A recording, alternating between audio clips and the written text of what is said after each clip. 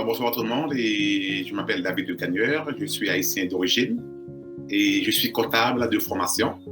Et je dois vous dire aussi que j'ai fait une maîtrise au Mexique dans les années 2001. Alors, j'ai étudié en administration des services de la santé et je suis arrivé au Canada en 2003 et j'ai étudié à l'Université de Sherbrooke où j'ai fait une autre maîtrise en développement des coopératives. Et je dois vous dire que j'ai toujours été très intéressé à travailler à l'international. Et lorsque j'ai trouvé mon premier emploi pour aller travailler au Pérou, à la même année, ma femme et mon enfant devaient rentrer au Canada. Alors, malheureusement, j'ai dû désister et j'ai priorisé ma vie familiale. Et c'est à ce moment-là que j'ai décidé d'aller à l'Université d'Ottawa pour faire un baccalauréat en éducation. Actuellement, j'enseigne dans le sud de l'Ontario, et au niveau élémentaire et secondaire, et aussi j'enseigne à l'université. Voici en gros mon cheminement professionnel à date. Alors, je dois vous dire au départ que j'ai écrit un livre sur le racisme systémique.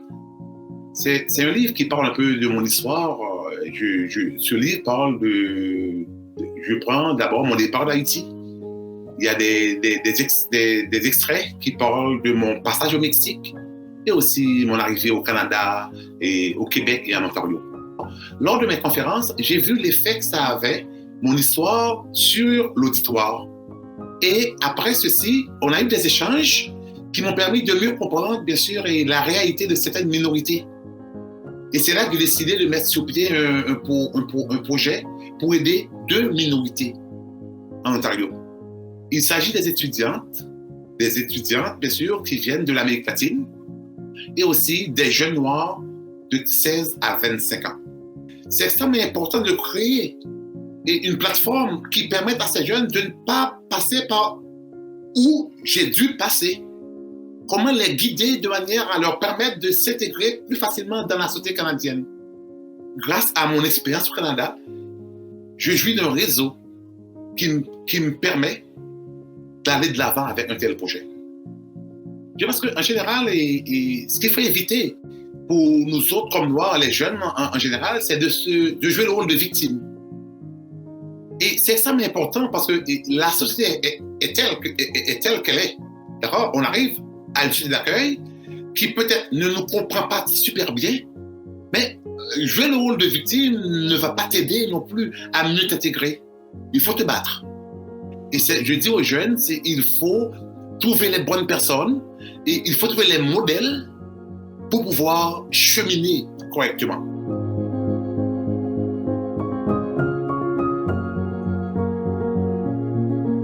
Le mois de l'histoire des Noirs, j'ai commencé à entendre parler quand je suis arrivé au Canada. Et honnêtement, je trouve que c'est une très belle initiative. Je ne parle pas de la durée. Ça pourrait être un mois, une semaine ou encore un jour. Pour moi, c'est une sensibilisation. Et on a besoin de cela. Parce que c'est une occasion de célébrer l'apport des Noirs dans le fait que le Canada soit un pays culturellement diversifié et aussi prospère. Et il faut qu'on en parle parce que je pense qu'on n'en parle pas assez dans les écoles. Donc ce mois, pour moi, c'est un mois de sensibilisation et je le prends de même, mais aussi on peut le prendre personnellement comme étant une période où tu montes ta fierté. Comme Noirs, on doit jouer le rôle d'éduquer. On doit éduquer les gens sur nous-mêmes. Et c'est extrêmement important si on veut une collaboration franche. C'est extrêmement important. Hein? Le pays d'accueil nous offre tout ce qu'il peut, mais c'est à nous aussi de nous ouvrir, de leur expliquer notre histoire pour être acceptés. Et c'est en ce sens que je pense qu'un travail doit être fait des 2 côtés. Mais aussi, je pense que cette période de l'histoire des Noirs, c'est un moment qu'on doit profiter pour aborder les grands enjeux, comme par exemple le racisme systémique.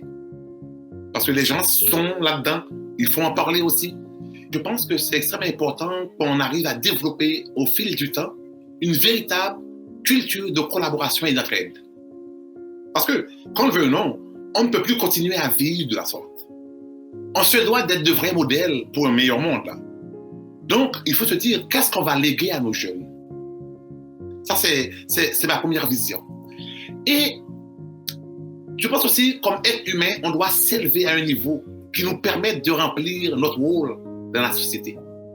Alors, on doit travailler pour un monde où je pense que la justice, le respect et l'empathie règnent.